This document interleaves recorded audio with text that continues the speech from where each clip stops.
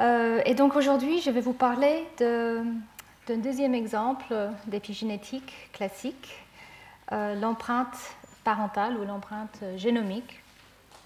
Et pour commencer, je voulais juste vous montrer que l'origine parentale est importante et peut-être le cas le plus frappant qui a été remarqué déjà depuis plusieurs millénaires, c'est le cas du mulet et du bardeau.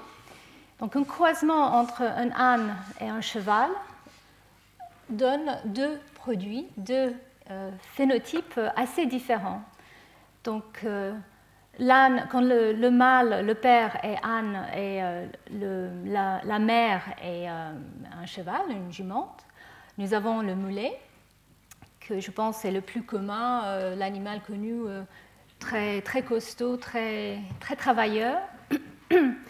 Et dans l'autre sens, nous avons, quand le père est étalon et la mère est une ânesse, nous avons le bardeau, qui a donc tout à fait une forme différente, souvent beaucoup plus grande, ressemble un peu plus à un cheval, un peu plus fragile aussi. Donc voilà deux cas où effectivement, même si le croisement est le même, cheval-âne, nous avons deux types d'animaux assez différents.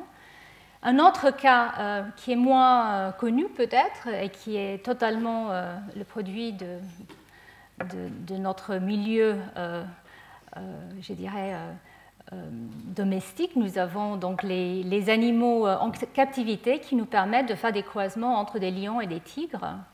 Donc un père lion et une mère tigresse dans un tigon. Et un père lion et une mère tigresse, je ne sais pas si j'ai eu ça dans le mauvais sens, donc donne un liguère. Et donc là aussi, les phénotypes sont très différents. Dans ce cas-là, l'individu est beaucoup plus grand que les deux parents, en fait. Donc voilà, vous avez, je pense, là une illustration de la diversité finalement dans le royaume animal des produits venant de deux animaux qui devaient donner la même progéniture, mais finalement qui donnent des produits très différents. Et donc il y a beaucoup d'exemples dans le royaume animal et chez les plantes de ce type d'effet d'origine parentale. Et ici, je vous les liste, mais je ne vais pas vous parler de tous ces exemples, mais je voulais quand même souligner quelques-uns. Donc en fait, un exemple qui a été décrit il y a maintenant plusieurs décennies est le cas des mouches sciarides, où il y a l'élimination en fait, d'un chromosome parental au cours du développement précoce. Le chromosome X paternel est éliminé chez ces mouches. Et en fait, c'est un des premiers exemples de traitement différentiel des chromosomes et aussi de compensation de dose. Parce que c'est ainsi aussi qu'il y a une compensation entre les femelles et les mâles. Donc pour revenir sur ce que je vous avais raconté la semaine dernière sur l'inactivation du X chez les mammifères, chez ces mouches, en fait, il y a élimination carrément du chromosome X en excès. Donc ça, c'était le premier cas qui a été nommé empreinte. Helen Krause, qui a travaillé sur ces mouches dans les années 60, a défini ça comme un exemple d'une empreinte de l'origine parentale. Alors ensuite, il y a d'autres exemples, beaucoup chez les insectes et aussi chez les plantes. Comme je l'ai souligné, ces cas d'animaux comme le cheval et l'âne, chez les poissons aussi, il y a des différences de parents spécifiques. Hein. Il y a aussi un cas qui est l'inactivation du X que j'ai mentionné la semaine dernière, qui est aussi, lui, sujet à une empreinte. Donc chez les marsupiaux, c'est toujours le X d'origine paternelle qui est inactivé. Et aussi chez les rongeurs, c'est le X d'origine paternelle qui est inactivé au début du développement. Et ensuite, le système devient aléatoire. Donc, j'ai parlé assez longuement de tout ça la semaine dernière, mais c'était effectivement un des premiers exemples aussi chez les mammifères d'empreinte parentale. Même chez la levure, ou certains types de levure, nous avons des effets de parents. Et peut-être les cas les plus étudiés depuis quelques décennies sont les cas chez les mammifères et aussi plus récemment chez le poisson. Quand on rajoute un transgène, quand on met un gène dans le génome d'un animal et que ça s'intègre quelque part, il a été remarqué que très souvent, l'état d'activité de ce transgène est différent quand ça vient du père ou quand ça vient de la mère. Donc il y a une différence de traitement de ce transgène en fonction de sa provenance. Et donc ça, c'était, je dirais, les cas les plus étudiés chez les mammifères. Et vous allez voir que peut-être c'est une réflexion des processus qui ont lieu de manière normale, naturelle, chez les mammifères, comme l'inactivation du X qui est soumis à l'empreinte. Il y a certains gènes dans notre génome qui sont aussi sujets à ce traitement différentiel en fonction des parents. Et donc, il y a beaucoup de cas, vous allez voir, chez les mammifères et aussi chez les plantes, mais pas peut-être dans d'autres systèmes. Et donc, à la fin de ce cours, je vais brièvement toucher sur le fait que finalement, peut-être c'est quelque chose qui a évolué plus spécifiquement dans certains systèmes pour répondre à certains besoins particuliers. Donc, avant de commencer, je voulais vous définir de quoi on parle, de quoi on va parler, l'empreinte génomique. Donc, en fait, cette empreinte de l'expression des gènes qui vient soit du père, soit de la mère, et qui donne une expression différente des gènes en fonction de leur provenance, était encore un de ces premiers exemples d'épigénétique qui était contre les lois de génétique classique de Mendel. Donc en fait, dans les lois de génétique de Mendel, on devait avoir une équivalence de l'apport maternel et paternel. Clairement, dans le cas de certains gènes ou les gènes soumis à l'empreinte, cette loi n'est pas soutenue. Alors, mais la différence dans le cas de l'empreinte génomique dont je vais vous parler n'est pas au niveau des gènes ou des chromosomes entiers qui sont éliminés, c'est vraiment au niveau des instructions, des modifications qui sont rajoutées sur la séquence de l'ADN. Ces instructions sont des instructions épigénétiques qui sont, dans ce cas-là, mises en place dans les lignes germinales respectives mâles et femelles. Alors, l'empreinte chez les mammifères et peut-être aussi dans d'autres organismes, est très intéressant parce que nous pensons qu'effectivement, il a une influence sur la croissance et la nutrition du fœtus. Et il y a un lien entre la nutrition du fœtus et du nouveau-né par la mère. Donc, les gènes qui sont soumis à l'empreinte sont souvent impliqués dans ce type de processus, comme vous allez voir. Ils affectent donc la croissance in utero de l'embryon et aussi ils peuvent avoir un impact sur le comportement de l'individu au cours de son développement et l'adulte.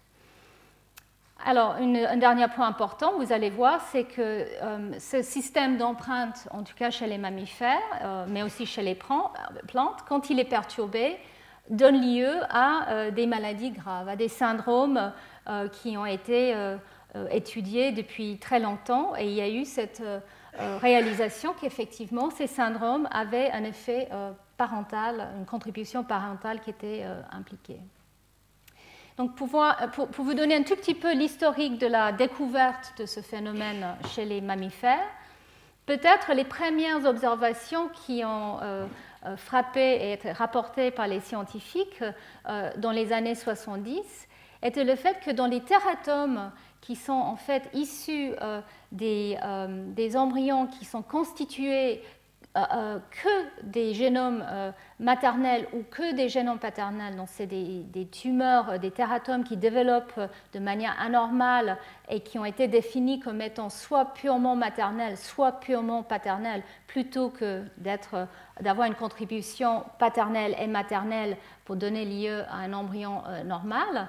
Donc il a été réalisé qu'effectivement les tératomes ovariens qui étaient d'origine de deux génomes maternels avaient une morphologie et un statut très différent des teratomes, des molles idatiformes qui étaient d'origine que paternelle. Et donc il a été remarqué déjà en 1978 que peut-être cette différence dans la forme et la nature de ces teratomes, qui étaient finalement constitués de deux génomes, donc des cellules diploïdes, mais d'origine totalement différente au niveau des parents, cette différence pouvait justement souligner une différence au niveau de la contribution maternelle et paternelle dans un embryon normal.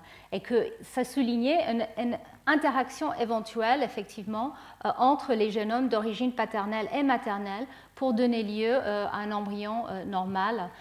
Et donc ça, c'était une observation qui a été faite, mais peut-être les expériences qui ont vraiment démontré ou prouvé qu'il y a un besoin d'un génome paternel et un génome maternel pour un développement normal étaient les expériences dans les années 80 de Azim Sourani et Davos Solter qui, de manière indépendante, ont étudié l'impact de la création d'embryons de souris qui étaient justement d'origine monoparentale. Donc en faisant des transferts nucléaires, donc j'ai mentionné ça aussi dans mes premiers cours, c'était des expériences qui permettaient justement par exemple de prouver qu'il fallait que le génome reste intact. On pouvait reprogrammer une cellule somatique en faisant des expériences de transfert nucléaire à partir d'une cellule somatique. On pouvait générer un individu entier si on prenait le noyau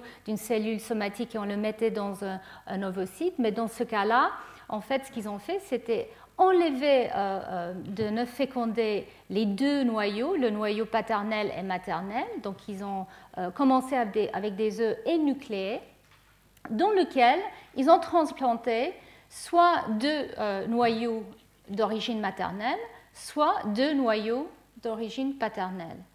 Et ils ont remarqué que, contrairement au développement normal, dans le cas où les deux génomes étaient d'origine maternelle, donc on appelle ça des génotes ou des parthénogénotes, il y avait un développement très abrégé des cellules du trophoblaste, donc des tissus extra-embryonnaires qui vont donner lieu au placenta et qui sont les tissus qui doivent nourrir l'embryon et permettre sa croissance.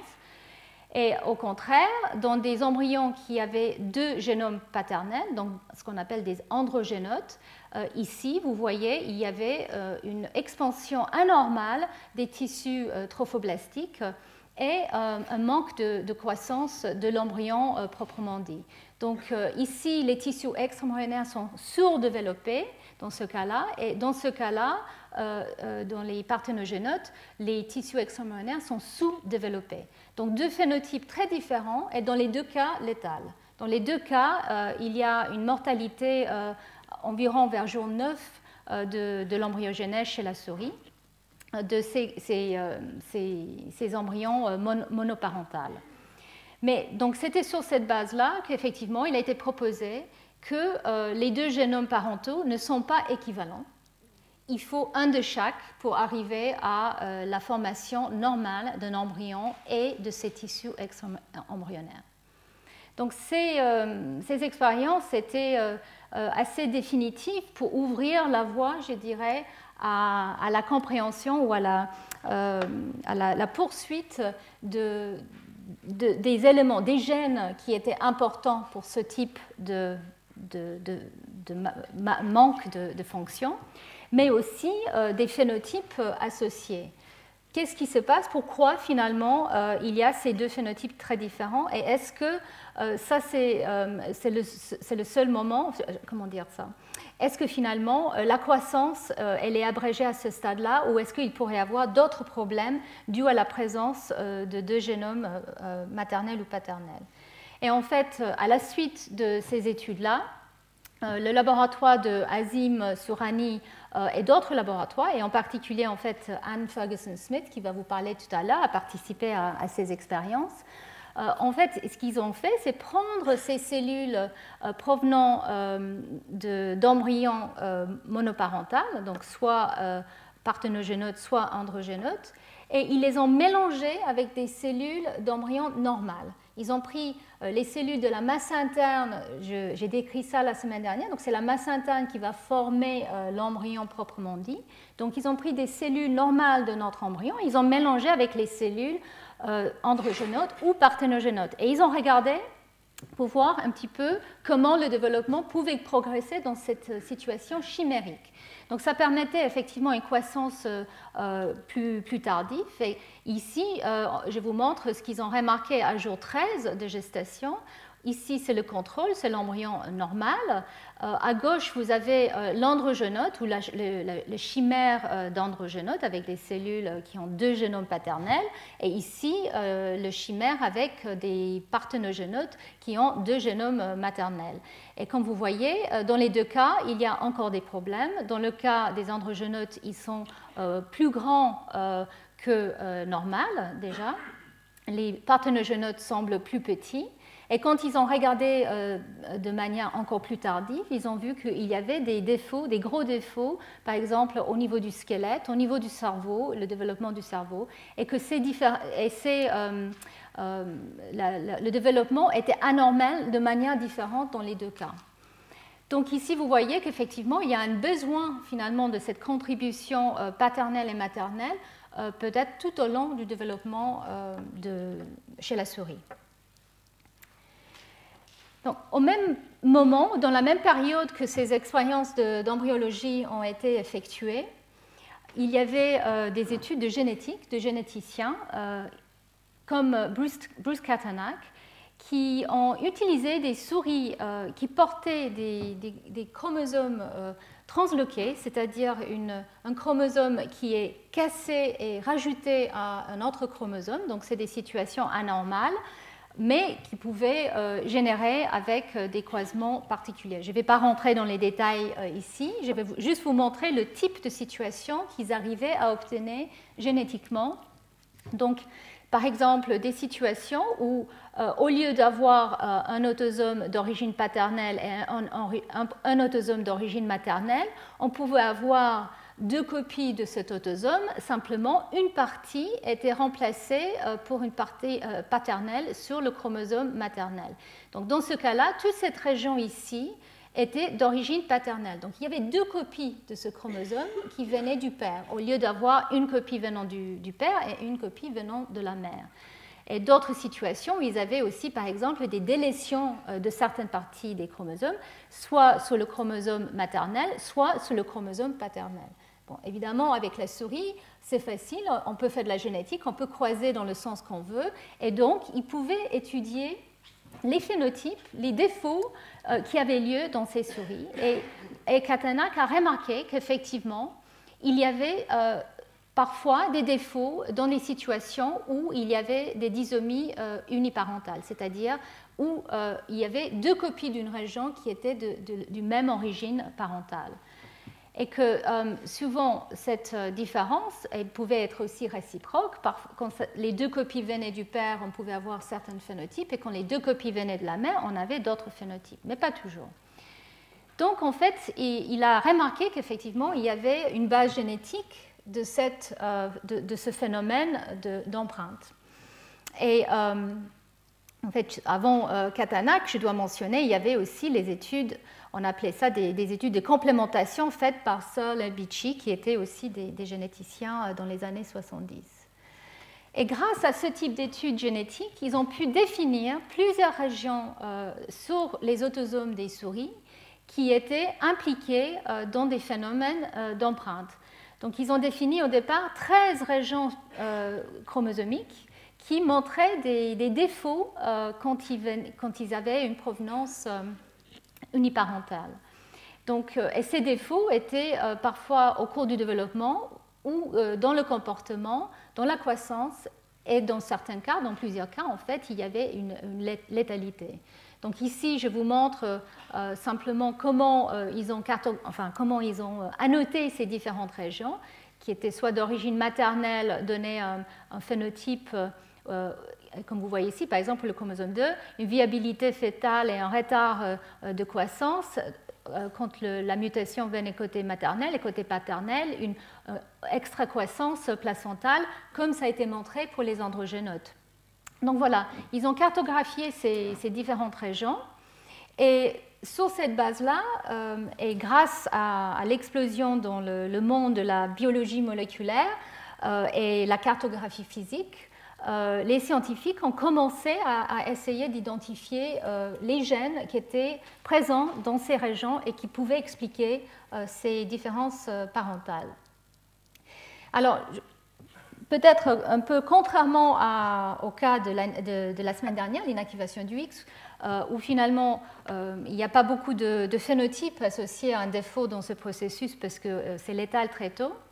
Pour les gènes soumis à l'empreinte, comme je l'ai souligné, il y a parfois des phénotypes dans des individus qui peuvent aller jusqu'à l'adulte. Et chez l'humain, il y a eu plusieurs cas qui ont été définis comme étant des syndromes liés à des gènes soumis à l'empreinte. Donc les syndromes, les premiers syndromes à être définis ou décrits étaient les syndromes de Prader-Willi et le syndrome d'Angelman. En fait, qui se retrouvent et qui se trouvent dans les mêmes régions, ils sont impliqués dans la même région du chromosome 15 chez l'humain. Et ils ont des phénotypes très différents. Quand il y a une disomie uniparentale, c'est-à-dire deux copies de cette région qui vient de la mère, vous avez le syndrome de Prader-Willi. Quand cette région est présente en deux copies venant que du père, là, vous avez le syndrome d'Angelman.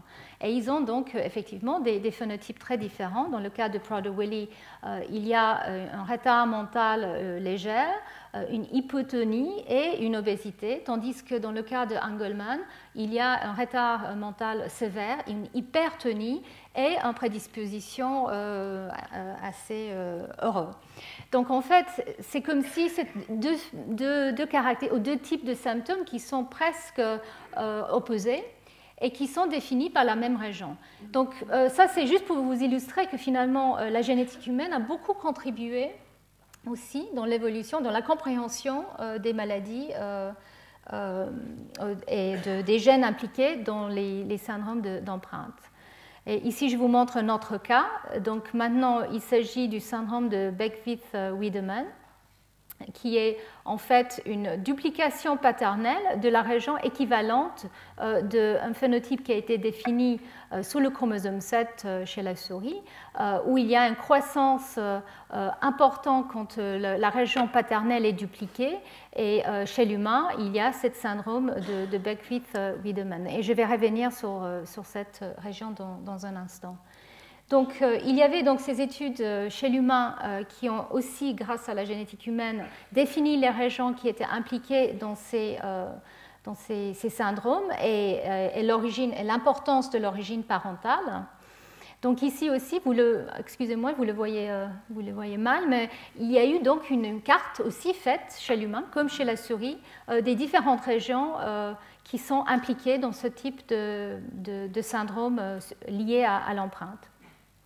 Et c'est grâce aux études chez l'humain, surtout au fait au départ, qu'il a été réalisé que souvent ces régions contiennent plusieurs gènes qui pourraient être impliqués. En regardant différentes familles qui avaient donc des enfants ou des individus atteints de ce syndrome, les régions étaient assez bien caractérisées.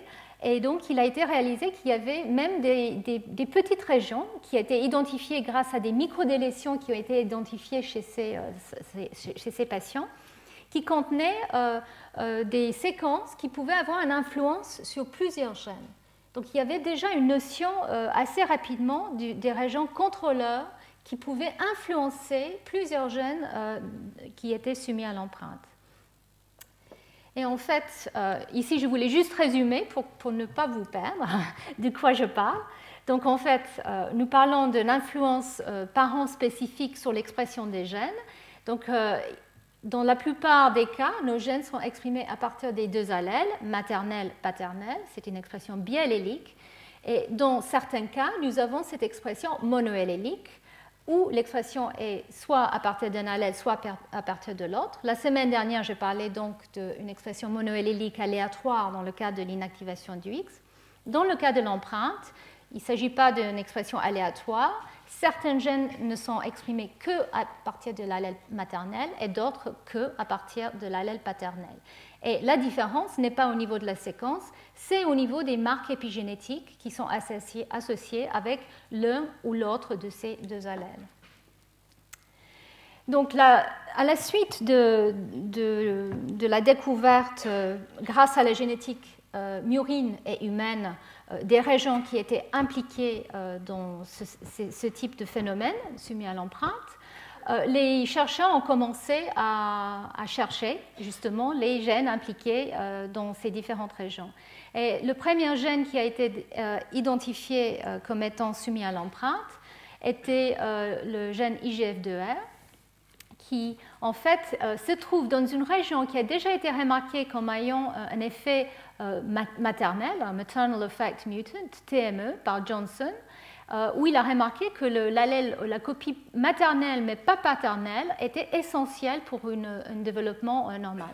Donc ce mutant qui était défini génétiquement, donc les souris étaient là à exister, a été utilisé pour cartographier à l'intérieur de la région qui était définie génétiquement les gènes qui étaient présents. Et Denise Barlow a découvert en 1991 qu'effectivement, dans cette région, il y avait un gène IGF2R qui répondait aux critères pour un gène soumis à l'empreinte. Alors, c'est quoi ce gène IGF2R? C'est un récepteur qui est impliqué justement dans la régulation de l'hormone de croissance IGF2. Ici, je vous montre très schématiquement ce qu'on imagine IGF2R est capable de faire. Donc, ce récepteur est capable en fait de réguler de manière très fine les niveaux de ce facteur de réponse, de ce facteur de croissance qui est IGF2 au cours du développement. Et donc une perturbation de la dose d'IGF2 a un impact très important, vous allez voir, parce qu'en fait IGF2 lui-même est un gène qui est soumis à l'empreinte. Et IGF2R est très important pour réguler justement la dose de ce facteur. Donc en fait, IGF2R a été découvert dans la région qui était responsable du locus de la mutation TME. Et à l'intérieur de cette région, je vous montre, il y a donc le gène IGF2R, mais il y avait plusieurs autres gènes. Et vous allez voir qu'effectivement, même si IGF2R était montré génétiquement comme étant responsable du phénotype de TME, en fait, il y a d'autres gènes à l'intérieur de cette région qui sont aussi soumis à l'empreinte. Donc le deuxième gène, ou les deux deuxièmes gènes qui ont été découverts à peu près en même temps, même année, étaient les gènes IGF2 et le gène H19.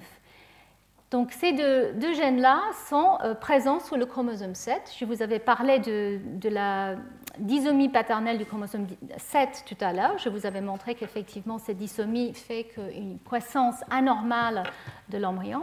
Dans le cas d'une disomie maternelle, comme vous voyez ici, il y a un retard de croissance de ces embryons qui ont une duplication ou deux copies du chromosome maternel 7. Et à l'intérieur de la région qui a été cartographiée comme étant peut-être responsable d'une partie de ces phénotypes, mais vous allez voir, le chromosome 7 en fait porte beaucoup de gènes qui sont soumis à l'empreinte. Il a été remarqué qu'il y avait donc ce gène IGF2 et un autre gène H19. Donc IGF2 qui est Insulin-like Growth Factor type 2 et qui est, en fait a besoin du récepteur IGF1, pas juste IGF2R, mais aussi IGF1, est important justement pour la croissance de l'embryon, essentiel pour une croissance normalement de l'embryon. Et donc ce gène a été identifié comme étant exprimé qu'à partir de l'allèle paternel. Et il a été trouvé que lié à ce gène, à côté de ce gène, il y avait un autre gène, H19, qui en fait porte un nom assez obscur, Fetal Hepatic cDNA Clone 19. Et en fait, il s'agit d'un gène qui code ou qui produit un ARN non codant. Ce gène ne produit pas une protéine, il produit un ARN dont la fonction reste encore assez mystérieuse. Mais en tout cas, ces deux gènes sont présents tous les deux dans cette région-là. et montre une expression réciproque. H19, contrairement à IGF2, est exprimé qu'à partir de l'allèle maternel. Donc en fait, ces deux gènes-là étaient les deux autres cas, effectivement, de gènes soumis à l'empreinte qui tombaient dans les régions qui ont été cartographiées. Et ici, je voulais quand même juste souligner un point, parce que je ne vais pas rentrer dans les détails tout au long de ce cours, mais je voulais quand même souligner comment les chercheurs ont pu identifier ou prouver finalement qu'il y avait une expression monoallélique de ces gènes. Donc d'une part parce qu'ils avaient accès à ce type de souris où il y avait deux copies effectivement du chromosome maternel ou paternel, mais aussi parce que grâce au croisement entre des souris extrêmement polymorphes, à laquelle on a accès, donc des souches de souris qui sont très polymorphes au niveau de leur génome, donc qui ont beaucoup de différences au niveau de leur séquence, on peut distinguer les deux allèles. Donc en croisant des souris d'une souche, on va dire A, avec une souris d'une souche B, on arrive à distinguer les gènes, plusieurs gènes, dans le génome des progénitures. Et si on arrive à identifier les polymorphismes au niveau de la séquence qui vient de la souche B ou de la souche A, on peut définir donc si l'expression d'un gène vient des deux allèles ou d'un seul allèle. Et de quel allèle? En faisant des croisements qu'on appelle réciproques, en prenant une mère A et un père B ou une mère B et un père A, on peut justement définir si oui ou non le gène qui est exprimé de façon soumise à l'empreinte. Donc c'était très important non seulement pour détecter l'expression de ces gènes au niveau de leur transcrit, pour définir effectivement si l'un ou l'autre était présent, avec des techniques dont je ne vais pas rentrer dans les détails, mais qui étaient disponibles à l'époque pour détecter ces transcrits, mais aussi au niveau de l'ADN, parce que grâce à ce type de polymorphisme, on pouvait aussi étudier l'état, par exemple, de méthylation, comme je vous avais présenté ça pour l'inactivation du X la semaine dernière, la méthylation de l'état d'un allèle ou l'autre et les distinguer. Donc, alors, ça, c'était les premiers gènes identifiés. Je ne vais pas vous passer l'historique de tous les gènes à la suite, et ça continue, je peux vous assurer. Donc, le nombre de régions qui ont été identifiées a augmenté, et il a été remarqué, comme je l'ai dit déjà chez l'humain. Maintenant, nous savons qu'il y a beaucoup de régions qui sont des clusters ou des ensembles de gènes qui sont soumis à l'empreinte, qui se retrouvent ensemble. Et alors pourquoi ces gènes se retrouvent ensemble soumis à l'empreinte? Vous allez voir, c'est parce qu'il y a très souvent une région critique, la région qui contrôle l'empreinte, qui se trouve au sein de ces régions-là et qui régule leur expression soumise à l'empreinte. Et donc, il y en a à peu près 16 maintenant. Alors, il y a aussi certains gènes qui sont soumis à l'empreinte et qui ne font pas partie de clusters. Donc, et en total, il est estimé d'environ 100 à 150 gènes qui sont soumis à l'empreinte au total. Alors, il y a parfois des études qui ont suggéré qu'il y a peut-être beaucoup plus de gènes soumis à l'empreinte, par exemple, dans le cerveau, mais je vais revenir sur ça tout à la fin parce que nous pensons qu'effectivement, la manière de détecter si oui ou non un gène est soumis à l'empreinte peut être différente. Et pour prouver réellement qu'un gène est soumis à l'empreinte, il faut utiliser plusieurs techniques pour valider ça. En tout cas, je pense qu'on peut dire de manière définitive qu'il y a une bonne centaine de gènes qui montrent cette expression parent spécifique chez la souris et chez l'homme. Et plusieurs de ces gènes et de ces clusters sont en fait conservés entre l'humain et la souris. Comme je l'ai souligné déjà avec les syndromes qui avaient été définis, les régions homologues chez la souris sont souvent aussi des clusters des gènes soumis à l'empreinte. Donc, je vais vous parler maintenant un petit peu des mécanismes qui sous-tendent ce processus. Maintenant que les chercheurs avaient un peu la gamme des gènes qui étaient soumis à l'empreinte, ils ont attaqué la question de comment. Comment, finalement, on arrive à avoir cette information parent spécifique qui peut influencer autant l'expression des gènes et le développement. Alors, donc, quels sont les mécanismes épigénétiques, parce qu'il s'agit bien de ça, qui peuvent transmettre une information spécifique du parent à l'embryon. Ça doit être maintenu dans l'adulte, mais pas toujours, vous allez voir, et puis effacé dans la ligne germinale et remis de manière correcte, parents spécifiques, dans la lignée germinale. Donc c'est quand même un processus assez dynamique, aussi développemental, donc l'épigénétique, je dirais, à la Waddington, mais aussi très héréditaire, c'est-à-dire il faut une information qui est mise en place et qui est maintenue de façon stable au cours des divisions cellulaires, comme Holliday et Riggs l'avaient proposé comme définition. Alors, les marques qui permettent ce type d'expression soumise à l'empreinte doivent comporter plusieurs caractéristiques. D'une part, ils doivent contrôler l'activité génique, la transcription évidemment. Ils doivent être héritables au cours des divisions somatiques pour que cet état reste stable. Les gènes soumis à l'empreinte ou certaines régions soumises à l'empreinte doivent avoir cette mémoire cellulaire de leur état. Comme je l'ai dit, cet état doit être établi dans la lignée germinale, mais aussi effacé dans la lignée germinale à chaque génération. Donc on va revenir sur la dynamique développementale de cette mise en place et effacement. Mais en tout cas, il faut que ces caractéristiques soient remplies ou ces critères soient remplis par un marque épigénétique donné. Et un point important, sur lequel je vais revenir un petit peu, mais je pense que peut-être Anne Ferguson-Smith, qui va parler plus tard, va aussi revenir sur ce point très important, que c'est les empreintes qui sont là peuvent être extrêmement importantes dans certains tissus et à certains stades du développement, mais dans d'autres tissus ou dans d'autres types cellulaires, il faut les oublier, il faut les ignorer parce qu'il y a un besoin d'une expression biallélique dans certains cas. Donc, comme vous voyez, c'est je dirais, la capacité de l'épigénétique d'être exploitée de différentes façons qui fait qu'on peut avoir ce type de phénomène extrêmement dynamique développementalement et dans le cas de l'adulte. Donc, encore une fois, comme dans les cours précédents, les premières marques qui a été identifiées comme étant le marque épigénétique important étaient la méthylation de l'ADN. Alors, Holliday et Riggs avaient déjà parlé de cette possibilité dans leur papier d'hypothèse en 1975, mais très vite, il a été démontré qu'effectivement, dans le cas de l'empreinte, la méthylation de l'ADN joue un rôle critique.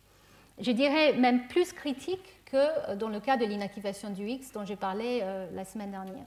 Vous allez voir que pour l'empreinte, finalement, les marques épigénétiques le plus important et peut-être le plus stable et le plus contrôlé est la méthylation de l'ADN.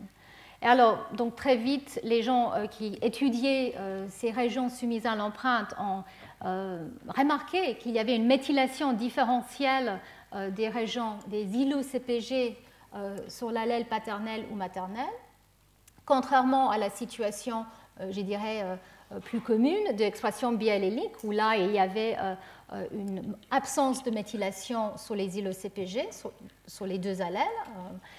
Ici, dans les cas d'empreinte, il y avait souvent une méthylation qui était parfois associée à l'état réprimé, mais pas toujours. Parfois, vous allez voir, c'était l'inverse, mais vous allez comprendre pourquoi un état méthylé pouvait parfois être associé à un état d'expression. En tout cas, il y avait une méthylation différentielle. Donc, on appelait ça des régions différentiellement méthylées, donc DMRs. Et grâce à ces études que j'ai mentionnées chez l'humain déjà, qui ont défini les régions qui étaient importantes pour le contrôle de l'empreinte, et aussi aux études chez la souris, où les gens commençaient justement à manipuler, déléter différentes séquences dans les régions qui étaient soumises à l'empreinte, ils ont pu définir des régions qui étaient critiques pour l'empreinte. Des régions qui, quand on les délétait, avaient un impact sur plusieurs gènes, pas juste sur le gène qui était juste à côté. Donc, on a appelé ça des Imprint Control Regions. Donc, c'était des DMR qui étaient, je dirais, des premières DMR, les DMR primaires. Et ces DMR, ces régions différentiellement méthylées, tombaient parfois, effectivement, étaient souvent dans les régions qui étaient importantes pour le contrôle de l'empreinte. Et cette méthylation différentielle était mise en place justement dans la lignée germinale. Donc on appelait ça des germline primary DMRs, qui étaient justement la méthylation différentielle qui pouvait éventuellement expliquer le traitement différentiel de deux locus ensuite au cours du développement. Donc tout ça, c'était de la corrélation. On voyait que ces régions-là, qui étaient importants génétiquement parlant étaient aussi différentiellement méthylés. Mais est-ce que la méthylation était en soi importante ou est-ce que c'était juste une conséquence d'une différence d'activité transcriptionnelle? Et là encore, la génétique a prouvé qu'effectivement la méthylation était importante. Donc il y avait la délétion de DNMT1 qui est la méthyltransférase de maintien dont je vous avais parlé au tout premier cours. Cette DNMT1 qui est responsable de participer à la reconnaissance d'ADN hémiméthylé au cours de la réplication et de rajouter de la méthylation à chaque cycle cellulaire. La délétion de DNMT1 avait un impact sur les gènes soumis à l'empreinte. Ça a été clairement montré en 1993. Et puis, il a été aussi montré que les méthyltransférases de novo, qui étaient responsables de mettre en place la méthylation, DNMT3A et son cofacteur DNMT3L, étaient essentiels pour l'établissement des empreintes dans la lignée germinale.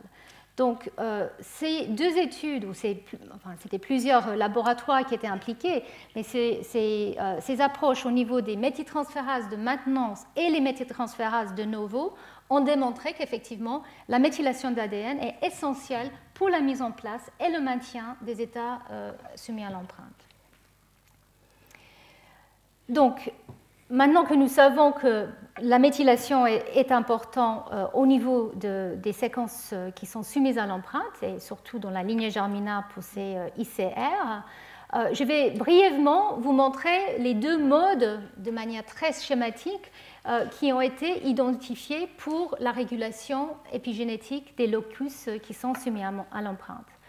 Donc, il y a deux types, mais finalement, on se rend compte que chacun de ces locus a sa propre histoire. Et l'inactivation du X avec son centre d'inactivation qui déclenche tout, il y a un seul centre d'inactivation, il est déjà assez complexe. Dans les cas des régions qui sont soumises à l'empreinte, nous pensons qu'effectivement, il y a peut-être plusieurs types de mécanismes qui sont en jeu. Mais les deux grands schémas peuvent être montrés ainsi. Donc, il y a un type de régulation où on parle de la régulation via des insulateurs. Et donc le cas, je dirais, le plus classique de cette régulation est le cas des GF2 et de H19 dont je vous avais parlé tout à l'heure. Donc après la découverte de ces deux gènes et de leur lien, de leur localisation relativement proche l'un à l'autre, comme vous voyez ici, plusieurs laboratoires ont participé à la dissection génétique des différents éléments qui étaient impliqués. En faisant des knockouts et d'autres manipulations génétiques, il a été défini qu'il y a plusieurs régions qui sont importantes pour l'expression des gènes dans ce locus. Alors, la région qui est critique pour la mise en place de l'empreinte, la Imprint Control Region, est montrée ici. Mais il y avait d'autres éléments qui étaient essentiels pour l'expression de ces gènes. Et en particulier, il a été défini qu'il y avait des éléments qu'on appelle des enhancers, qui sont des éléments qui permettent de déclencher l'activité transcriptionnelle. Et donc, il a été remarqué que ces deux gènes, H19 et IGF2, sont en général exprimés dans les mêmes tissus. Pas toujours, mais en général, ils sont exprimés dans les mêmes tissus. Et ils utilisent les mêmes enhancers. Ces enhancers-là, qui sont situés en 3' d'H19, sont utilisés et par H19 et par IGF2. Et donc, il a été proposé, un modèle a été proposé pour expliquer l'expression d'H19 qu'à partir de l'allèle maternel et de IGF2 qu'à partir de l'allèle paternel, en proposant qu'il y avait peut-être une compétition pour ces éléments régulateurs à longue distance entre les deux allèles. Alors, comment générer une situation où cet élément régulateur pouvait être utilisé que par ce gène et pas par ce gène dans le cas de l'allèle maternel, par exemple? Mais en fait, il a été découvert qu'une protéine qui s'appelle CTCF pour CCC-TC Binding Factor, qui est une protéine à doigt de zinc qui peut se lier à l'ADN, ne peut pas se lier à l'ADN si l'ADN est méthylé. Donc il a été montré qu'effectivement, l'allèle maternel ne porte pas une méthylation de son ICR, de sa région soumise à l'empreinte, au contrôleur, et CTCF peut se lier à cette région-là, contrairement à l'allèle paternel qui lui porte un DMD primaire qui est méthylé et qui empêche la liaison de CTCF. Et l'impact de cette liaison différentielle est qu'effectivement, les éléments régulateurs peuvent aller activer le gène H19, mais ne peuvent pas s'en empêcher et sont insulés, comment dire ça, partagés dans leur capacité d'aller chercher ces éléments régulateurs par la présence de CTCF, qui a été démontrée comme ayant certainement une activité insulatrice, protégeant ou empêchant les gènes d'un côté et de l'autre d'interagir de la même façon avec des éléments régulateurs.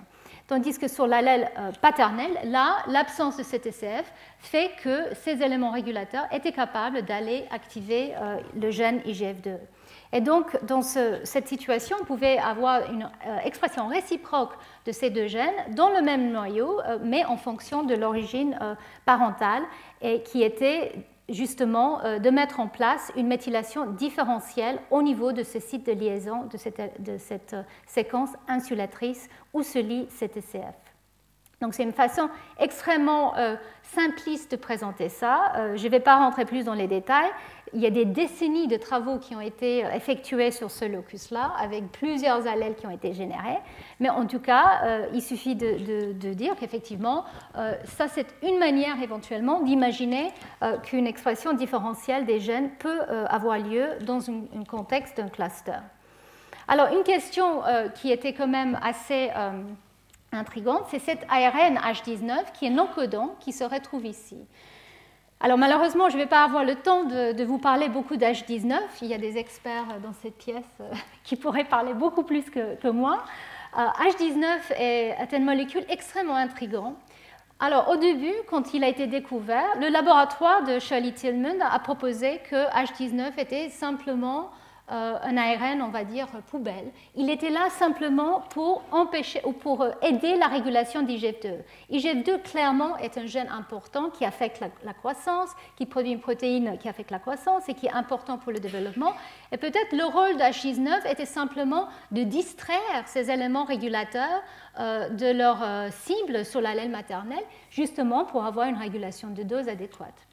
Donc cette idée qui a, je dirais, traîné pendant pas mal de temps a été finalement, je pense, enterrée récemment. Une chose qui a été très importante, c'est de montrer que finalement, cet ARN, dans certains tissus et à un certain stade de développement, pourrait avoir une action régulatrice. Alors, vous allez voir, ce n'est pas du tout la situation qu'on trouve pour d'autres ARN non codants dans d'autres locus qui sont soumis à l'empreinte. La nature réelle du rôle de cet ARN H19 reste à trouver, mais clairement, il produit un micro-ARN qui peut avoir un impact justement sur l'expression de certaines protéines. Et l'autre point qui est peut-être extrêmement important, c'est que parmi tous les gènes soumis à l'empreinte, H19 et IGF2 sont les plus anciennes et H19 est conservé même chez les marsupiaux. Donc nous pensons, contrairement par exemple au gène ZIS, qui est un autre ARN non codant extrêmement important, mais qui lui n'est même pas conservé chez les marsupiaux. Donc nous pensons qu'effectivement H19 a peut-être plusieurs rôles, et son rôle n'est pas juste de distraire des éléments régulatrices. Et donc ça, je pense que c'est un domaine qui va beaucoup avancer dans les prochaines années. Donc l'autre paradigme de locus soumis à l'empreinte est le cas, je dirais, classique que je vais vous montrer ici, de IGF2R, qui était l'autre exemple, un des premiers gènes soumis à l'empreinte qui était identifié. Comme je l'ai mentionné, IGF2R est situé dans une région où d'autres gènes sont aussi soumis à l'empreinte, mais de manière tissu spécifique. Alors, IGF2R est exprimé de façon relativement ubiquitaire et est déclenché au cours du développement. Donc, l'allèle maternel est exprimé, l'allèle paternel n'est pas exprimé. Et Denise Barlow a disséqué génétiquement la région pour comprendre qu'est-ce qui est responsable de cette expression différentielle. Alors, le premier énigme, c'était la région qui finalement était importante pour l'empreinte de ce gène, était dans un premier intron d'IGF2R et était méthylée. Donc il y avait une méthylation de l'allèle exprimé. Comme je l'ai dit tout à l'heure, c'est un peu contre-intuitif. Jusque-là, la relation entre la méthylation de l'ADN et l'expression dont je vous avais parlé était une relation de répression. ici, vous voyez que la méthylation est présente sur l'allèle qui est exprimé. Pourquoi? Alors, elle a montré qu'effectivement, cette région est le promoteur d'un autre ARN non codant qui s'appelle R, qui mesure plus que 100 kilobases. Et le rôle de R est justement d'être transcrit en antisens à l'IGF2R. Il traverse le promoteur de IGF2R et il va très loin en fait. Et on ne sait pas pourquoi il va si loin en fait, mais parce que Denise Barlow a créé par exemple des délétions et des troncations de cet ARN. Elle a montré très récemment que ce qui est important dans le cas de R, de cet antisens, pour réguler IGF2R, c'est juste la transcription antisens. La forme épicée de cet ARN ou la forme longue de cet ARN n'est pas importante. Donc elle a montré que c'est l'acte de transcription plutôt que le produit de cet ARN qui est important pour empêcher l'expression de IGF2R sur l'allèle paternel. Par contre, il a été aussi montré que cet ARN, comme pour l'ARN de XIS, dont je vous avais parlé la semaine dernière, pourrait avoir plusieurs types de fonctions. Et il a été montré récemment qu'effectivement, R, même si son rôle primaire, je dirais, est d'empêcher l'expression d'IGF2R par interférence transcriptionnelle, il est capable en fait de s'accumuler sur le locus. Il fait une sorte de nuage d'accumulation de l'ARN, un petit peu comme existe. Ici, je vous montre l'ARN de R en rouge et ici l'expression d'un des gènes qui est montré ici en vert. Et cette accumulation, en fait, elle est trouvée comme étant plus importante dans les cellules des tissus extra-embryonnaires. Cette accumulation est corrélée avec la capacité de ces gènes-là d'être soumis à l'empreinte. Ces gènes-là, normalement, ne sont pas exprimés dans les cellules embryonnaires, mais dans les cellules extra-embryonnaires, ils sont soumis à l'empreinte et leur expression soumise à l'empreinte dépend de R. Génétiquement, ça a été montré. Mais comme vous voyez, ils ne se trouvent pas dans le chemin du transcrit R comme le promoteur d'IGF2R, ils sont de l'autre côté. Comment ça marche? On pense qu'effectivement, peut-être cet ARN a un rôle, on ne comprend pas exactement comment, dans la régulation négative de ces gènes-là. Il empêche leur expression. Et ce qui a été montré, c'est que cette accumulation d'air est aussi corrélée, associée avec la présence de certaines modifications des histones, comme H3K9 méthylé. Et il a été montré que génétiquement, cette modification est importante pour le statut silencieux de ces gènes sur l'allèle paternel. Donc nous savons que la chromatine est importante, moins en fait que l'ADN, moins que la méthylation de l'ADN pour le statut inactif de ces gènes-là, et il semble que R est aussi important, peut-être justement pour ramener les modificateurs chromatiniens qui sont importants pour la répression de ces gènes. Donc un ARN non codant est potentiellement au moins deux fonctions différentes de cet ARN non codant dans le cas d'expression soumise à l'empreinte. Donc effectivement, la clé de l'empreinte dans ce cas-là, c'est la méthylation de la région critique qui est justement le promoteur de cet antisens. Et c'est pour ça que nous avons une méthylation présente dans le gène qui finalement est exprimé sur l'allèle maternel. Donc voilà, déjà je vous avais parlé de deux différentes ARN non codants avec différents rôles.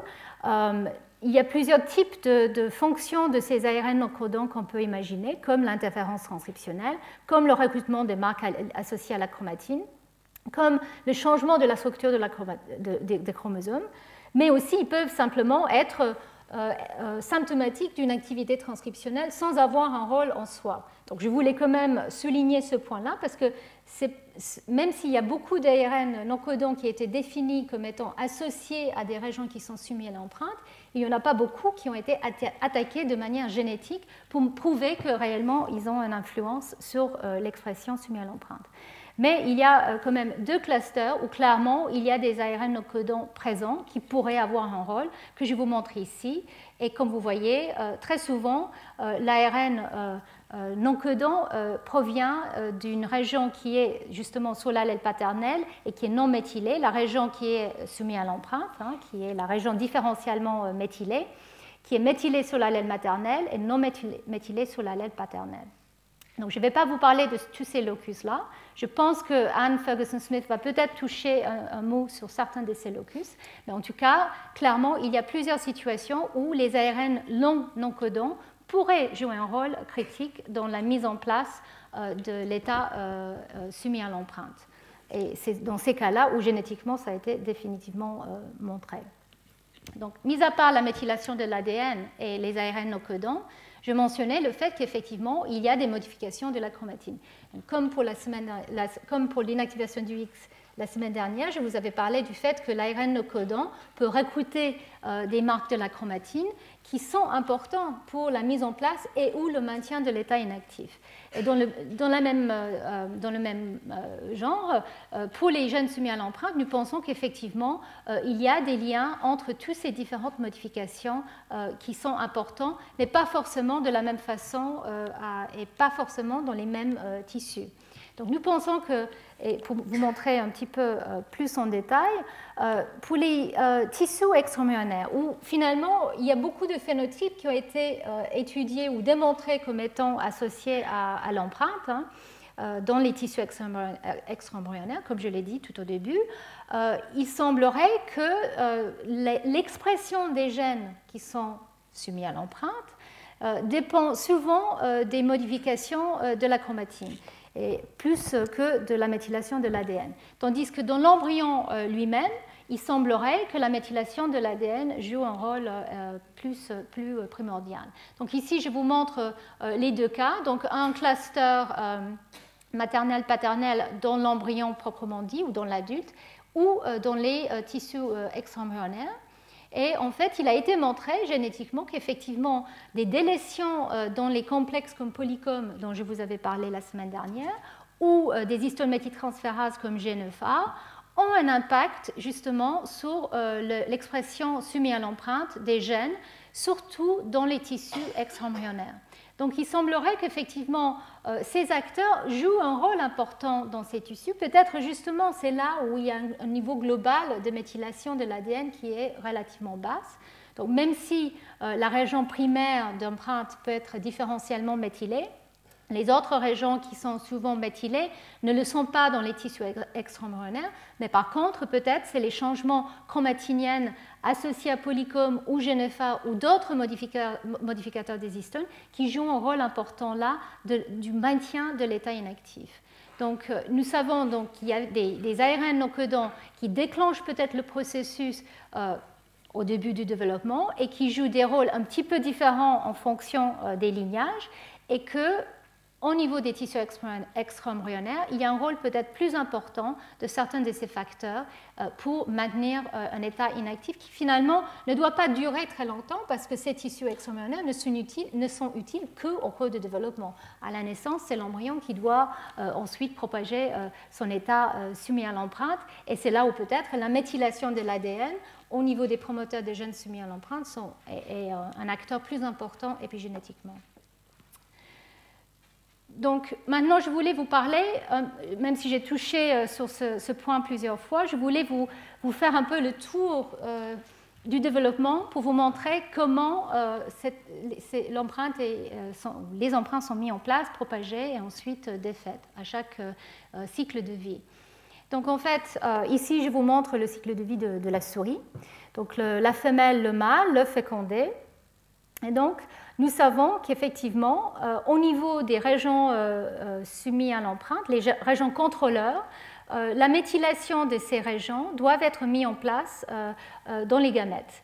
Donc, dans les gamètes, en fonction de mâle ou femelle, c'est à différents moments de la vie, mais en tout cas, c'est au cours de la gamétogénèse qu'un marquage qui est soit paternel, soit maternel est mis en place. Et la méthylation est clairement importante pour la plupart de ces gènes soumis à l'empreinte, comme ça a été montré génétiquement, avec les délétions des de novo méthyltransférases.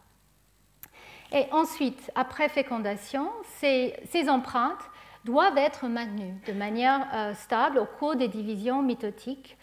Donc, il faut arriver à maintenir cet état différentiel des méthylations des régions contrôleurs au cours des premiers stades du développement et puis tout au long de la vie. Et ça, c'est le cas, et ça, c'est une grande question de comment maintenir cet état. Vous allez voir, je reviendrai sur ce point dans un instant. Donc, cette méthylation différentielle, elle est là, elle n'est pas forcément exploitée, cette information n'est pas forcément utilisée immédiatement. L'expression des gènes soumis à l'empreinte a lieu à différents moments du développement ou chez l'adulte. Et donc, dans certains cas, il y a des gènes qui sont exprimés très tôt, d'autres cas plus tard. Et dans certains cas, certains gènes sont soumis à l'empreinte dans un tissu, mais pas dans d'autres. Donc, cette complexité, comme je l'ai dit tout au début, peut être très importante justement pour arriver à avoir la bonne dose de certaines protéines au bon moment au cours du développement. Mais en tout cas, il a été remarqué qu'effectivement, pour chacun de ces clusters, la mise en place de l'expression des gènes soumis à l'empreinte peut varier dans les stades et dans les tissus différents. Et une fois qu'on arrive au stade entre 10 et 11 jours de croissance chez la souris, dans la lignée germinale, dans les cellules qui vont donner lieu aux gamètes, il y a un effacement de l'empreinte qui est mis en place. Donc cet effacement de l'empreinte est complété vers 12 jours et demi. Donc cette reprogrammation dont j'ai parlé un tout petit peu dans mes premiers cours est essentielle pour que effectivement l'épigénome est correctement préparé pour la suite, pour créer des gamètes. Mais dans les cas des empreintes, c'est essentiel que ces empreintes, le mémoire paternel ou maternel des gènes dans cet individu soit effacé pour ensuite remettre l'information correcte. Dans un cas femelle, l'empreinte maternelle et dans un cas mâle, une empreinte paternelle. Donc il y a cette mise en place d'empreintes, maintien et lecture différentielle au cours de la vie et ensuite un effacement qui a lieu dans la lignée germinale pour préparer le terrain justement pour la remise en place de l'empreinte correcte. Donc il y a plusieurs questions qui sont ouvertes et je vais toucher à certaines de ces questions. Comment est-ce que les empreintes sont mises en place au niveau des imprint control regions, ces régions dans la lignée germinale? Comment ils sont maintenus face à une déméthylation globale que je vais vous décrire, qui a lieu au cours des premiers stades? Comment finalement les ICA qui ne sont pas méthylés sur un allèle peuvent résister à une reméthylation qui a lieu dans les cellules somatiques? Ça, c'est un peu plus mystérieux. Et comment est-ce que certains gènes maintiennent leur état d'empreinte dans certains tissus, comme par exemple dans les tissus extra-embryonnaires, mais le perdent dans d'autres tissus, comme par exemple dans certains lignages dans le cerveau, comme vous allez entendre de la part de Anne plus tard. Donc ici, je vous montre une première partie de ces questions. Le dilemme est que, effectivement, au cours du développement précoce, ici vous voyez le zygote, il y a une perte de méthylation, une déméthylation dramatique qui a lieu au cours des stades précoces de l'embryogenèse. Donc je vous avais déjà présenté ça lors de mes premiers cours. Je vous avais parlé justement des mécanismes éventuellement de déméthylation qui peuvent être soit passifs, soit actifs. Dans le cas du génome paternel, il est pensé que c'est un processus actif, peut-être justement via une transformation de la méthylcytosine à la 5-hydroxyméthylcétosine et ensuite à une perte totale de méthylation. En tout cas, clairement, il y a une perte rapide, active de méthylation globale du génome paternel et une perte un peu plus tardive, peut-être plus passive, de la méthylation au niveau de l'allèle maternel. Et donc cette perte de méthylation, donc ici je vous montre un peu le schéma, doit être globale, mais ne doit pas toucher aux régions qui ont été méthylées dans la lignée germinale. Donc ici je vous montre un petit peu ce que j'ai montré dans la diapo précédente. Donc, dans la lignée germinale, on efface tout, on efface les empreintes. Ensuite, on les remet en place donc, dans le mâle au cours de la gamétogenèse et chez la femelle un peu plus tard, après la croissance, en fait, dans les ovocytes au cours de l'ovogenèse. Et donc, cette méthylation qui est mise en place pour les empreintes doit être préservée de cette phase de déméthylation qui a lieu au cours des premières divisions embryonnaires. Et donc la question, c'est comment, face à ce changement extrêmement dynamique d'état de méthylation de l'épigénomique, comment finalement les empreintes résistent à ça et comment finalement on arrive à maintenir cette mémoire cellulaire pour plus tard. Et alors, dans certains cas, nous savons que des empreintes pourraient exister qui sont justement maintenues, mais ensuite perdues plus tard. Dans le cas les plus classiques dont je vous avais parlé, les empreintes qui ont été mises en place sont maintenues justement tout au long de ce processus. En tout cas, c'est ce qu'on pense. Donc ici, je vous montre un petit peu ce que nous savons de cette phase de mise en place des marques et de leur protection à la suite. Donc d'abord, ici je vous montre un cas classique encore, enfin schématiquement une région qui est soumise à l'empreinte, avec, et je vais vous montrer le cas le plus simple qui est le côté maternel, où la plupart en fait, des régions soumises à l'empreinte sont les régions méthylées. Il y a très peu de cas finalement où la méthylation différentielle est mise en place dans la lignée germinale mâle. Je vais vous décrire un exemple dans un instant, mais en tout cas, la plupart des cas, c'est côté maternel que cette méthylation qui est gamète spécifique est mise en place au niveau de la région de la région de contrôle. Et en fait, maintenant, avec des études, je dirais, très approfondies de description au cours de l'ovogenèse des changements qui ont lieu et génétiquement les acteurs qui sont importants. Je vous avais déjà dit qu'effectivement les de novo méthyltransférases sont essentielles pour ce processus. Et des études ont montré récemment que d'autres acteurs sont aussi importants. Donc la transcription finalement sur une région qui va devenir méthylée au cours de l'ovogenèse semble être un des facteurs qui est important.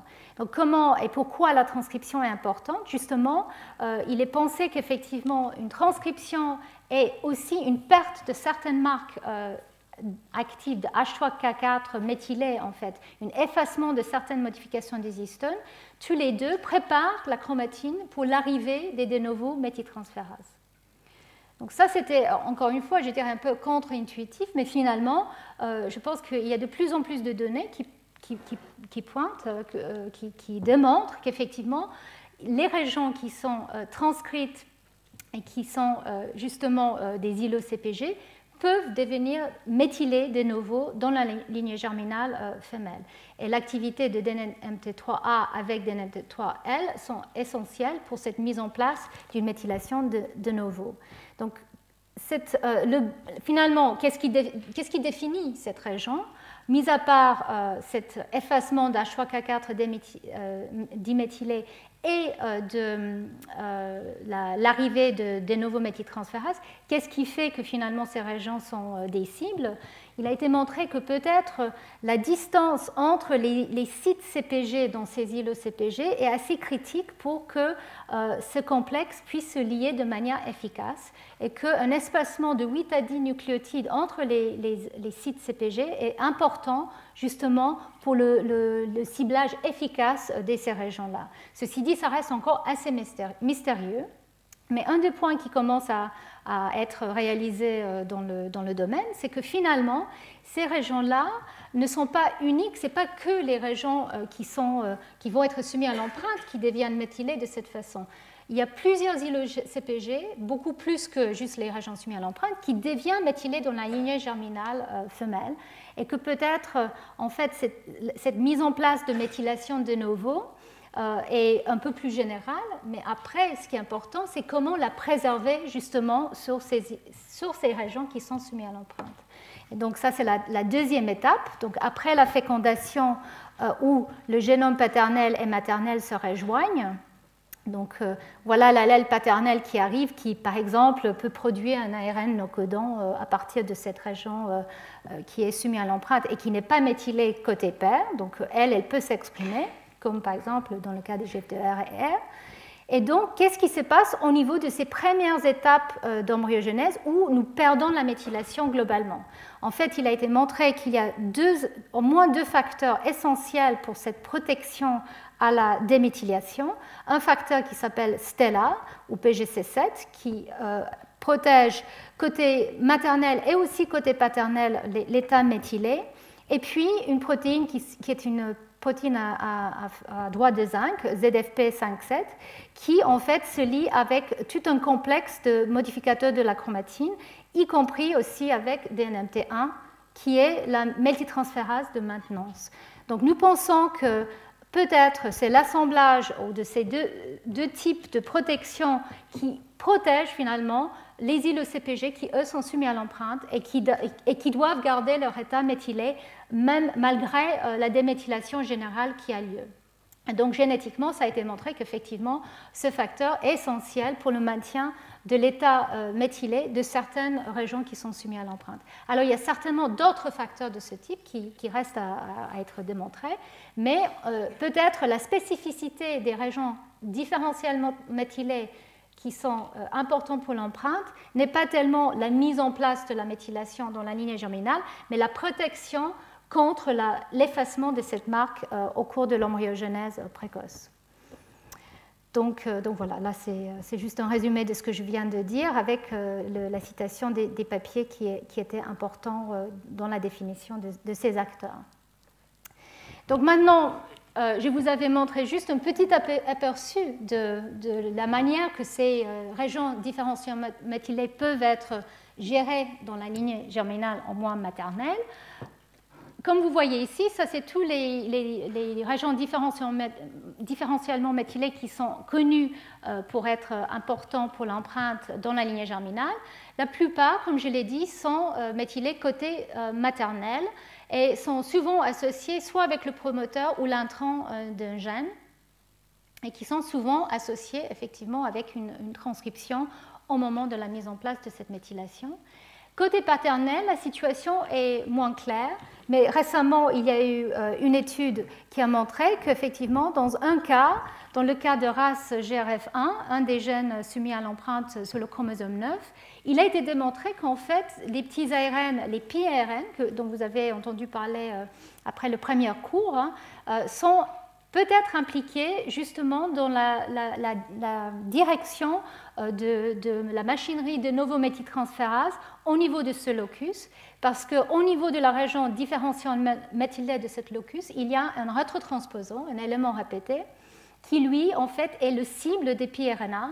Et justement, ce ciblage permet la mise en place d'une méthylation sur l'allèle dans la lignée germinale paternelle, qui permet donc une méthylation différentielle au moment de la fécondation.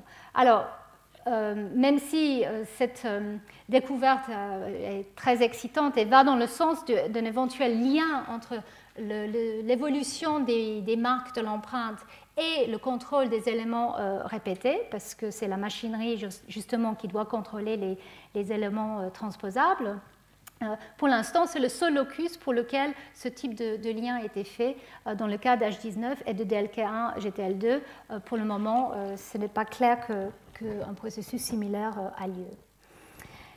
Donc, alors, je fais un passage maintenant, je reviens un peu en arrière à ce que je vous avais montré tout au début de mon cours aujourd'hui, c'est que finalement, les parthénogénotes et les androgénotes meurent, ne peuvent pas survivre. Alors, je voulais juste mentionner la découverte quand même assez extraordinaire, il y a quelques années, par Kono, d'abord pour le gène H19, où ils ont utilisé du souris qui était délété pour H19. Ils ont montré que finalement, ils pouvaient créer des parthénogénotes juste avec une délétion d'H19. Alors, les parthénogénotes qui étaient vivantes et qui pouvaient même se reproduire, bien sûr en croisement avec un mâle, mais que ces parthénogénotes étaient bien vivantes. Elles étaient parfois un peu plus petites et pouvaient vivre plus longtemps. Donc ça, ce n'est pas clair à quoi c'est dû, si c'est vraiment lié à leur état parthénogénétique ou pas. Mais plus récemment, le même groupe a délété et H19 et une autre région qui est soumise à l'empreinte, donc dans la lignée germinale paternelle.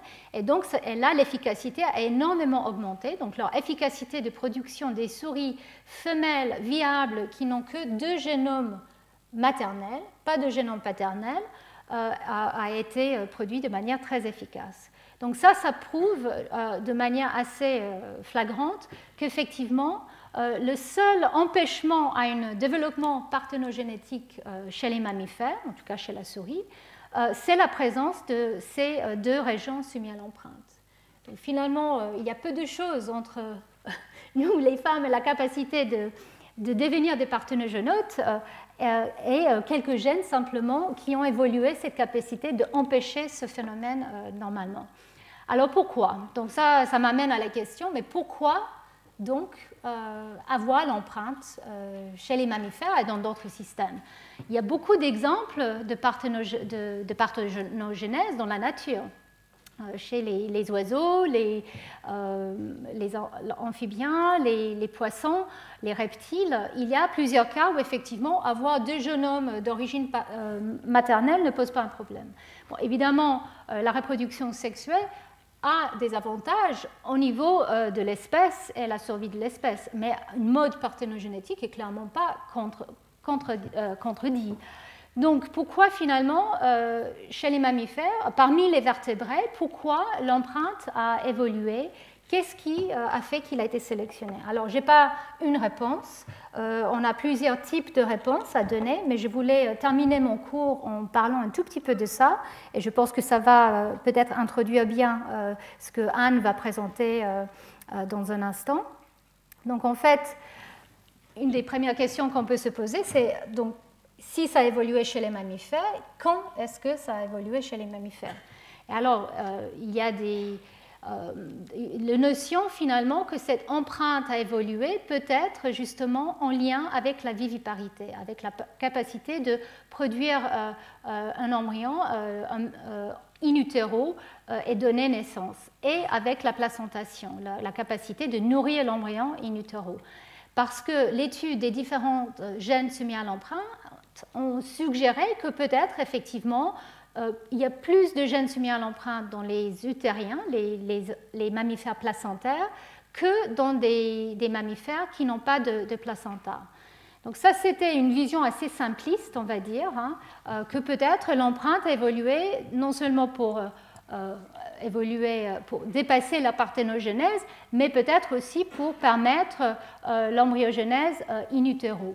En fait, je vais, avec les études les plus récentes qui ont vraiment essayé de regarder pour différents gènes et clusters à quel point ils sont conservés entre espèces, et la raison pour laquelle on peut spéculer que ça a évolué, nous pensons qu'effectivement, ce n'est pas juste un lien avec la viviparité, et que peut-être pour chaque cluster de gènes soumis à l'empreinte, le processus est graduel. Il y a peut-être une première région qui est soumise à l'empreinte avec un premier gène, et puis ensuite on voit que d'autres gènes peuvent s'associer, deviennent soumis à l'empreinte, et que finalement il y a plusieurs manières et plusieurs raisons pour lesquelles une empreinte peut évoluer. Donc le cas d'H19 IGF2, je l'ai mentionné, c'est le cas le plus ancien de locus soumis à l'empreinte chez les terriens. Il est soumis à l'empreinte et chez les marsupiaux et chez les utériens. Et puis pour d'autres régions et d'autres locus soumis à l'empreinte, il y a certaines qui ne sont soumises à l'empreinte que chez les utériens, et pour certaines que par exemple chez les rongeurs ou certains types de rongeurs. Donc on peut voir que l'évolution travaille de différentes façons en fonction des besoins de chaque espèce. Et alors, on peut poser la question, alors comment finalement on évolue une empreinte? Et là aussi, il y a beaucoup de spéculations. Ici, je vous montre de manière très schématique une proposition qui a été faite, que finalement les événements qui sont derrière la mise en place d'une empreinte, c'est-à-dire une méthylation différentielle d'une région régulatrice éventuelle d'un gène, peuvent être assez aléatoires. On peut imaginer soit qu'il y a des éléments transposables qu'il faut contrôler dans le génome au cours de la gamétogénèse, et justement ça peut être exploité pour évoluer une empreinte. Donc ça a été proposé déjà il y a longtemps par Denise Barlow.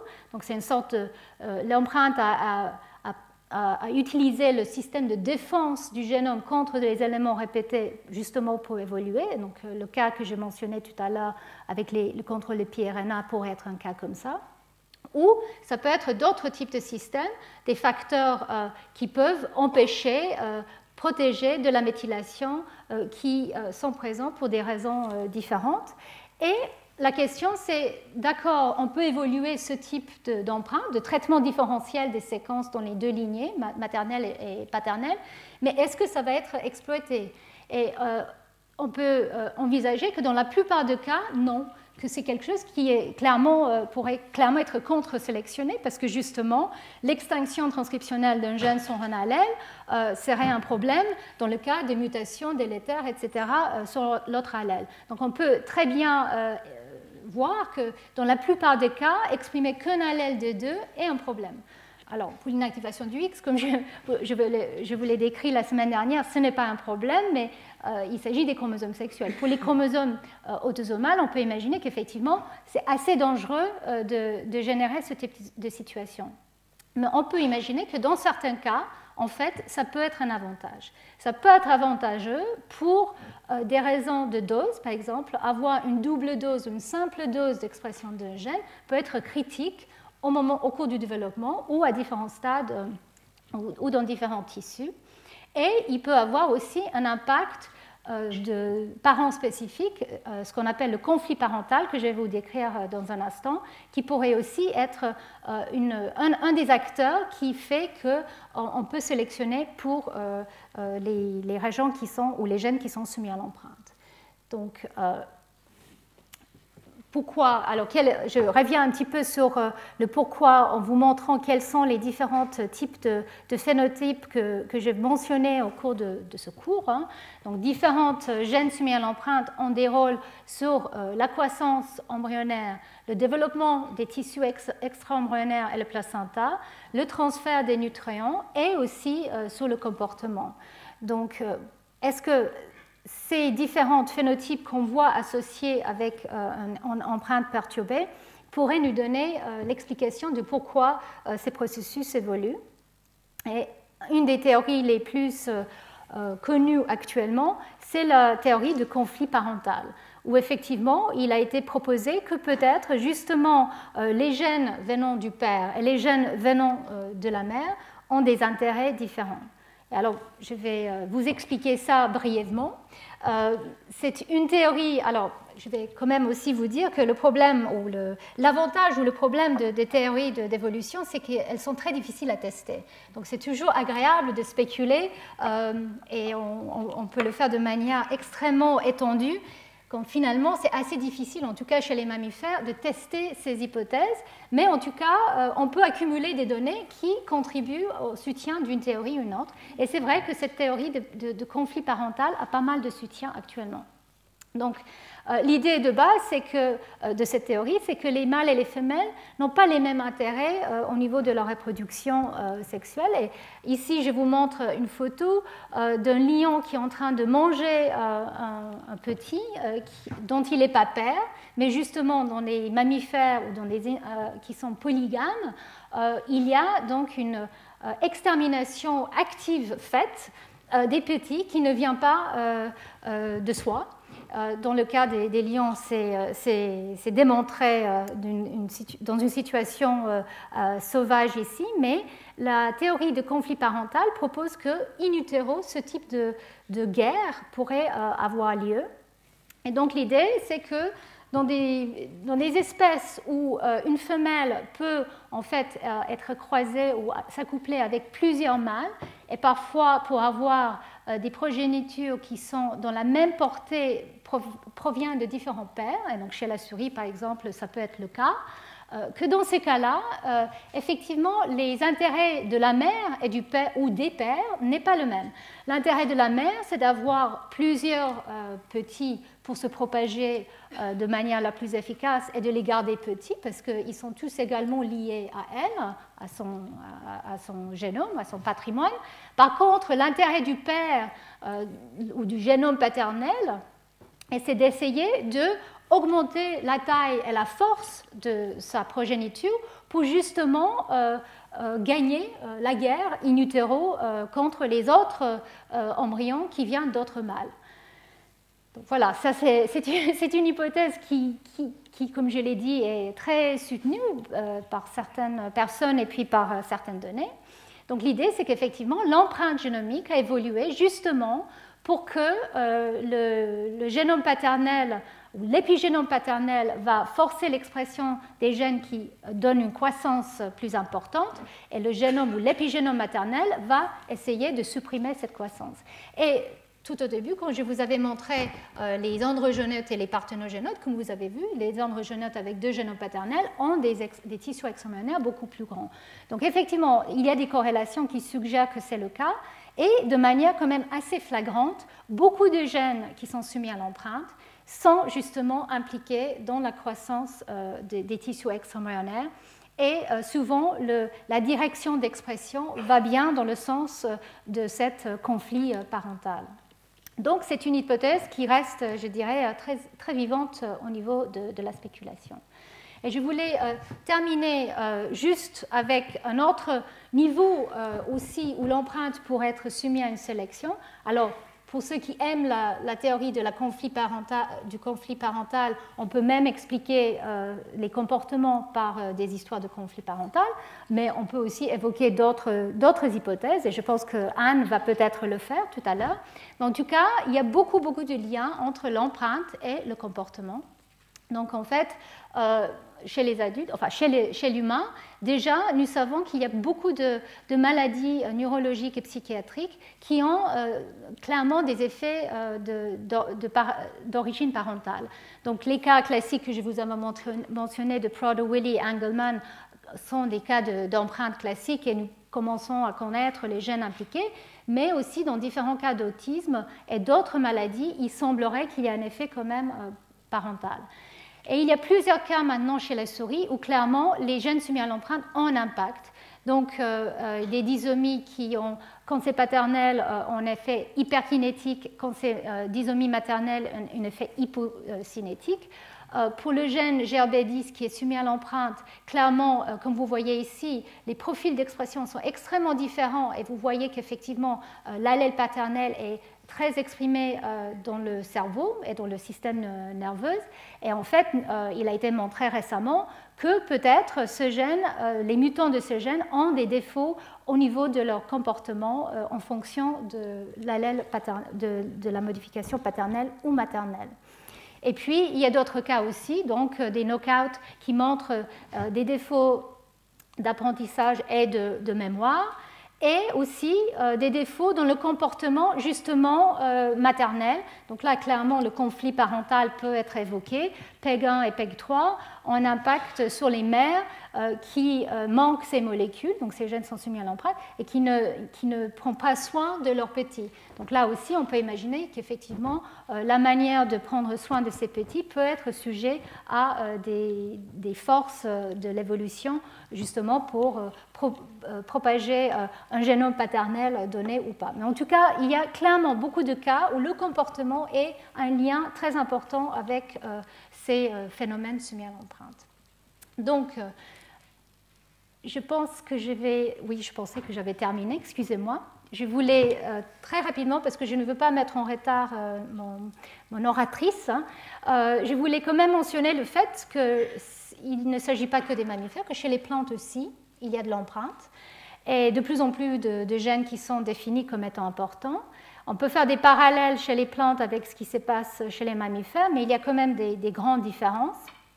En tout cas, ce qui est clair, c'est qu'il y a certains gènes qui sont soumis à l'empreinte que dans l'équivalent des tissus extra-embryonnaires. En fait, c'est l'albumène chez les plantes, où là, il a été démontré qu'effectivement, des gènes spécifiques comme FWA sont exprimés qu'à partir de l'allèle maternel. Et donc, en fait, chez les plantes, il y a une double fécondation, une fécondation de l'ovocyte qui va donner lieu à la plante, à l'embryon, et une deuxième fécondation de la cellule centrale qui va donner lieu à l'albumène. Et c'est ici, en fait, que l'empreinte a lieu. Ça colle bien avec encore l'histoire de conflit parental. Et là, c'est clair qu'il y a une déméthylation des allèles maternels, justement pour permettre l'expression de certains gènes. et l'allèle paternel garde sa méthylation. Donc la méthylation d'ADN est impliquée, par exemple, je vais vous montrer ici le cas du gène FWA, mais dans d'autres cas, nous savons aussi que les facteurs polycones sont importants, comme chez les mammifères. Alors, est-ce que c'est dans la mise en place ou plutôt dans le maintien de l'état répressif des allèles côté paternel? Ça, c'est encore en train d'être étudié, mais en tout cas, clairement, les mêmes acteurs semblent être utilisés pour l'empreinte chez les plantes. Et donc, est-ce que c'est fini? Est-ce que finalement, plantes, mammifères, est-ce que partout il y a de l'empreinte si on le cherche? Clairement pas, parce que chez la drosophile, chez la mouche, on savait déjà que les embryons d'origine androgénote ou parthénogénote vont très bien. Donc, clairement, contrairement aux mammifères et aux plantes, c'est important, en fait, ce n'est pas important d'avoir des génomes différents. Mais il a été suggéré qu'effectivement, il y a certains gènes qui sont exprimés qu'à partir de l'allèle paternel ou qu'à partir de l'allèle maternel, en étudiant les transcrits de manière globale avec les nouvelles techniques qui existent maintenant, où on peut lire tout le transcriptome, tous les transcrits, et on peut étudier la présence de transcrits paternels ou maternels. Alors, la conclusion très récente qui a été faite, et je pense qu'il est assez définitive, qu'effectivement, chez la drosophile, il y a des billets d'expression d'un gène paternel ou maternel, mais il ne s'agit pas d'empreinte, et que finalement, tous les cas qui ont été identifiés de manière presque anecdotique ne sont pas en fait des cas bona fide de gènes soumis à l'empreinte. Il s'agit plus de questions d'analyse de ce type de données transcriptomiques. Et en fait, il s'avère que même chez la souris, des études qui ont définit des milliers de gènes qui sont soumis à l'empreinte éventuellement, grâce à ce type d'approche avec un séquençage entier du transcriptome, en fait sont sujets au même type de problème, c'est-à-dire la manière que les données sont analysées, la présence de bruit de transcription et de polymorphisme peut biaiser la manière que nous arrivons à avoir une classification de gènes monoalléliques, et finalement, les gènes réellement monoalléliques dans ces populations est beaucoup moindre qu'imaginé. Et en tout cas, chez la drosophile, nous ne pensons pas qu'il y a de l'empreinte proprement dit. Alors, pourquoi la drosophile arrive tellement bien à se propager et à avoir des comportements si élaborés sans empreinte? C'est une question aussi philosophique pour un autre jour. Donc, je termine avec les questions restantes. Je ne vais pas vous les lister. Je vais les laisser ici pour ceux qui sont intéressés. Il y a autant de questions, même plus qu'il y a 20 ans, quand la décortication des gènes soumis à l'empreinte a commencé. En tout cas, c'est clairement un domaine qui non seulement nous donne beaucoup d'informations sur la manière que nous développons nos comportements, mais aussi les informations épigénétiques. Et je dirais que même plus que le modèle d'inactivation du chromosomique que j'ai montré la semaine dernière, ici nous avons, je dirais, encore plus de connaissances sur la nature moléculaire de la manière que ces marques qui sont importants pour la répression ou l'expression d'un gène de manière parent spécifique sont mis en place et maintenus. Clairement, il y a encore beaucoup de choses à comprendre, mais c'est un domaine qui est extrêmement actif, et donc je pense que dans les années qui viennent, je vais encore vous reparler des régions et des gènes soumis à l'empreinte. Donc je vais terminer pour laisser la parole à la personne qui va faire le séminaire, qui est une des grands experts de l'empreinte aussi, Anne Ferguson-Smith, et je vous remercie pour votre attention.